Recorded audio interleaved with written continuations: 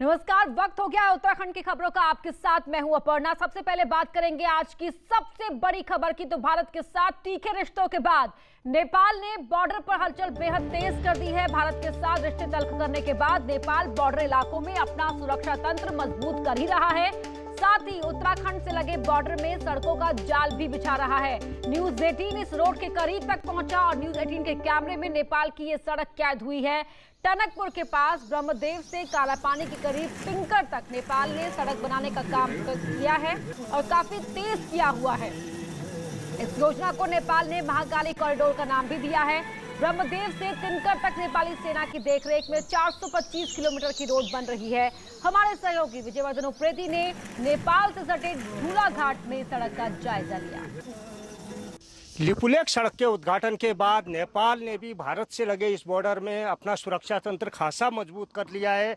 आप देख सकते हैं निचले इलाकों में यहाँ पर सड़क बनाई गई है और इसके ठीक ऊपर अगर उस चोटी में आप देखेंगे तो वहाँ पर ब्रह्मदेव से लेकर तिनकर तक 425 किलोमीटर की सड़क बनाई जा रही है। इस सड़क का काम पहले नेपाल की एक एजेंसी देख रही थी, लेकिन भारत के साथ जो सीमा विवाद गहराया उसके बाद इसका काम नेपाल की आर्मी देख रही है और चाइना के सहयोग से ये सड़क बनाई जा रही है। एक तरीके से ये कह सकते हैं कि जो हमारी लिपुलेख की रोड है, ठीक उसके समानांतर ये रोड चीन, नेपाल और भारत के ट्रांजैक्शन तिनकर तक पहुंचेगी। विजयवर्धन उप्रेती, न्यूज 18, झूलाघाट, पिथौरागढ़। नेपाल और चीन से तनाव के बीच राज्य में सेना का मोर्चा भी मजबूत है। उत्तराखंड सरकार ने सेना के लिए 2 बड़े फैसले लिए हैं। राज्य सरकार सेना के सहयोग के लिए हर तरह से तैयार है, ये कहना है सीएम त्रिवेंद्र रावत का। और इसी सोच के साथ अब सरकार रानीखेत और जोशीमठ में 2 बड़े काम करने जा रही है ताकि सेना और सैनिकों को कोई परेशानी ना हो।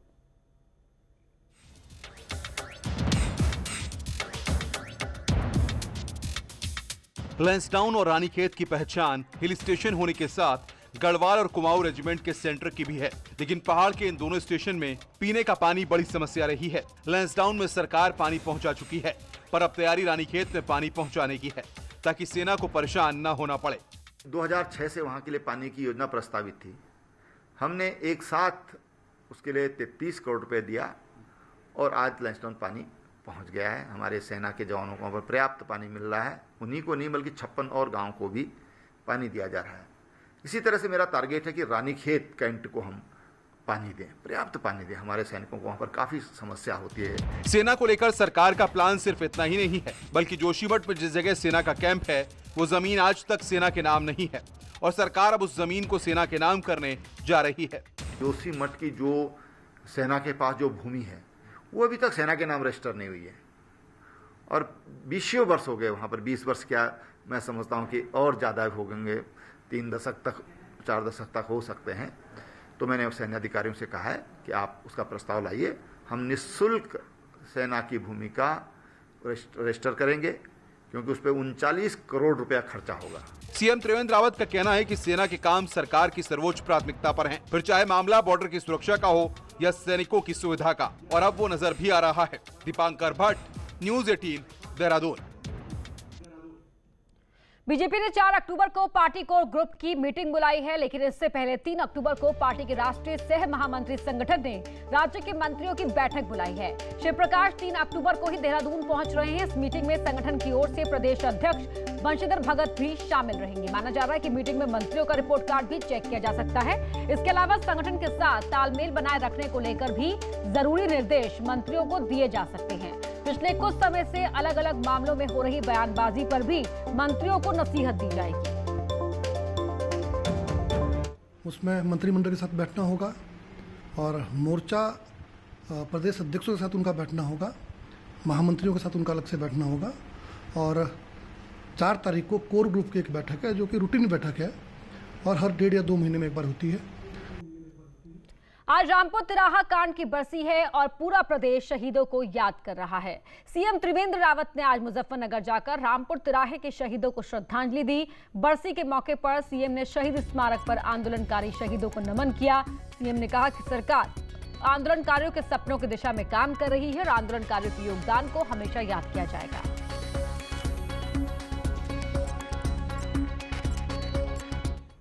2 अक्टूबर के मौके पर सीएम त्रिवेंद्र रावत ने गांधी पार्क पहुंचकर राष्ट्रपिता महात्मा गांधी की मूर्ति पर माल्यार्पण किया। सीएम ने पूर्व पीएम लाल बहादुर शास्त्री को भी इस मौके पर याद किया।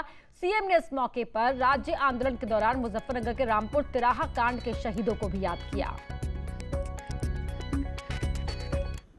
पूज्य बापू महात्मा गांधी जी और देश के प्रधानमंत्री रहे स्वर्गीय लाल बहादुर शास्त्री जी की जयंती है। आज हम उनको अपने श्रद्धा सुमन अर्पित करते हैं। यहीं उत्तराखंड के इतिहास में एक काला अध्याय भी जुड़ा था, जब रामपुर तिराहा मुजफ्फरनगर में शांति प्रिय तरीके से राज्य के निर्माण के लिए मांग करने जा रहे उत्तराखंड राज्य। गांधी जयंती के मौके पर कांग्रेस दफ्तर में भी गांधी जी की तस्वीर पर फूलमाला चढ़ाई गई। इस दौरान कांग्रेस के कार्यकर्ताओं ने गांधी के आदर्शों पर चलने का संकल्प लिया। जय जवान जय किसान, बापू गांधी अमर रहे, अमर रहे, अमर रहे। लाल बहादुर शास्त्री अमर रहे, लाल बहादुर शास्त्री।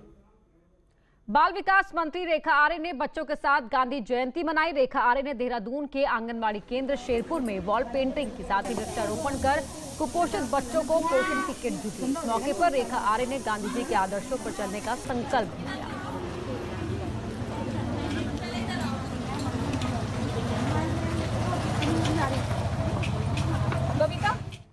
आज मुजफ्फरनगर के रामपुर तिराहा गोलीकांड की बरसी है, मगर हैरानी यह है कि अब राज्य के अंदर आंदोलनकारी ढूंढने से भी नहीं मिल रहे।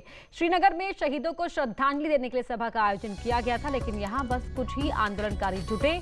शहीदों को भुलाने से अब लोग खासे दुखी हैं।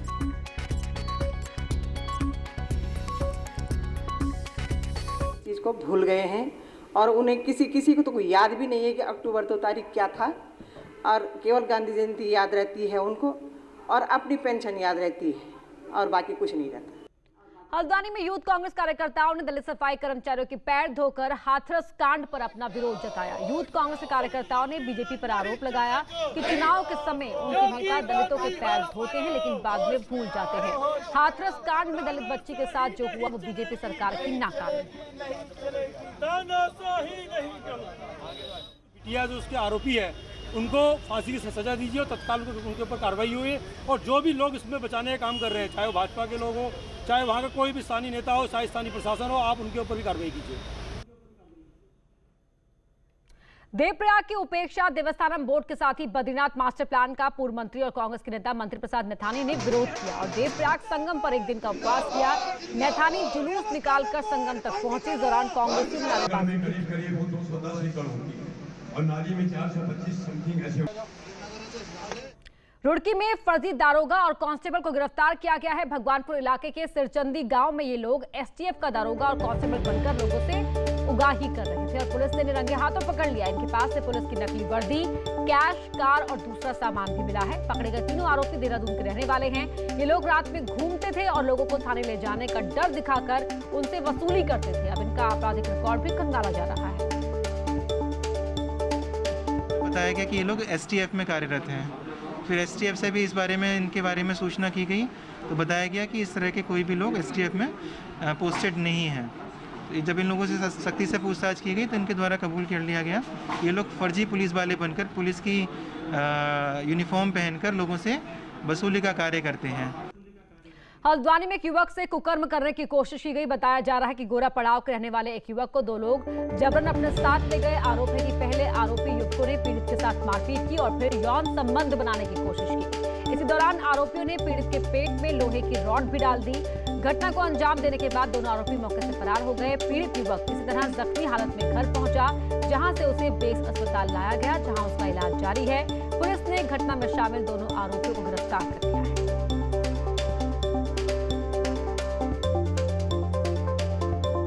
साथ मारपीट हुई है। जब गहनता से जांच की गई तो ये पता चला है कि उसके प्राइवेट पार्ट्स पे भी कुछ चोट के निशान हैं और मेडिकल रिपोर्ट में भी वो चोट आई है। तो इस आधार पे पुलिस ने धाराओं को बढ़ा के मामला दर्ज कर लिया। इसमें 2 लोगों को गिरफ्तार किया गया है और उसमें जो भी तथ्य सामने जैसे जैसे आ रहे हैं उसी के अनुसार कार्रवाई की जा रही है। टिहरी में देवप्रयाग के सेरा गांव में एक महिला की दर्दनाक मौत हो गई। चट्टान के नीचे दबकर महिला की मौत हो गई। मृतक महिला मवेशियों के लिए घास लेने खेत में गई थी, लेकिन तभी अचानक चट्टान का हिस्सा आकर महिला पर गिर गया। काफी देर तक महिला के नहीं लौटने पर परिजन खेत तक पहुंचे, तब घटना का पता चला। चट्टान को हटाकर महिला का शव निकाला गया।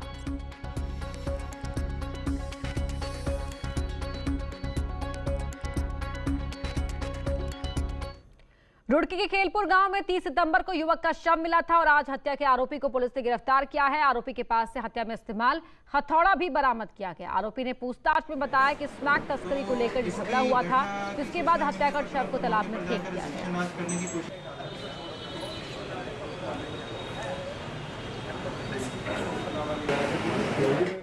देहरादून के जॉलीग्रांट एयरपोर्ट से आने वाले दिनों में अंतर्राष्ट्रीय हवाई सेवाएं भी शुरू हो सकेंगी। इसके लिए एयरपोर्ट अथॉरिटी ऑफ इंडिया ने जॉलीग्रांट एयरपोर्ट को अंतर्राष्ट्रीय मानकों के मुताबिक विकसित करने की कवायद तेज कर दी है। विस्तारीकरण के लिए करीब 105 हेक्टेयर जमीन के अधिग्रहण की कार्रवाई की जा रही है। इसमें 87 हेक्टेयर जमीन देहरादून वन प्रभाग की भी है।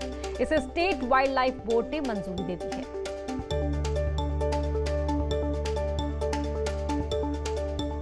उत्तराखंड नागरिक उड्डयन विभाग से एक एयरपोर्ट के विस्तारीकरण का प्रपोजल आया था, जिसमें कि जॉइंट सर्वे जो है फॉरेस्ट डिपार्टमेंट और नागरिक उड्डयन के साथ किया था। तो इसमें जो एग्जिस्टिंग एयरपोर्ट को जो विस्तारीकरण की बात हो रही है, तो उसमें हमारा लगभग 87 हेक्टेयर की जो फॉरेस्ट की जो लैंड है उसको एक्वायर करने का एक प्रस्ताव जो है यहाँ से ऑनलाइन मूव हुआ है, जिसमें कि वन भूमि हस्तांतरीकरण की जो कार्रवाई है वो नियम अनुसार इसमें की जाएगी। तो प्रपोजल जो हमारे सर से मूव कर गया है। जॉलीग्रांट एयरपोर्ट का जो एक्सटेंशन होना है उस पर्टिकुलर प्रोजेक्ट में हमें फॉरेस्ट की जो लैंड क्लियरेंस में हम काफ़ी एडवांस स्टेज पे पहुंच चुके हैं। 84 हेक्टेयर के आसपास की लैंड हम लोग उसमें ले रहे हैं। उसमें 3 क्लियरेंसेज होनी है, एनवायरमेंटल क्लियरेंस, फॉरेस्ट क्लियरेंस और वाइल्ड लाइफ बोर्ड की क्लियरेंस। तो उसमें फाइनल स्टेज पे है फॉरेस्ट क्लियरेंस और वाइल्ड लाइफ बोर्ड में वो स्टेट गवर्नमेंट तक हमारा प्रपोजल पहुंचा है। उससे मैं डेली मॉनिटर।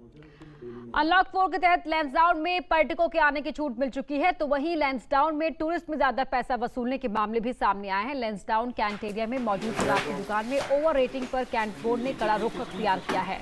बोर्ड ने एसडीएम को नोटिस भेजकर मामले में एक्शन लेने के निर्देश दिए हैं। साथ ही आबकारी विभाग को भी ओवर रेटिंग के खिलाफ कार्रवाई करने को कहा है।